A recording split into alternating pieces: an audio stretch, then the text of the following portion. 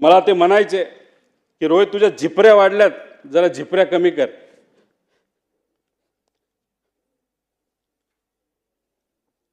त्या दिवशी एक आदरांजली म्हणून तिथं मी माझे केस कापले. ते मला म्हणायचे तू जरा शारीरिक वजन वाढले, तू जरा शारीरिक वजन कमी कर, पण राजकीय वजन वाढव.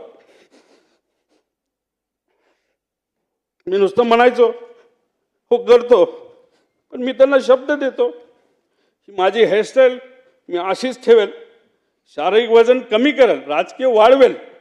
पण एक गोष्ट मात्र खरी, ते मला म्हणायचे वरचं बटन वरपर्यंत लावत जा, पण काकांना एक सांगायचं 40-50 वर्षानंतर मी तेव्हा तुम्हाला भेटेल, तोपर्यंत मी बटन असंच उघडे ठेवणार.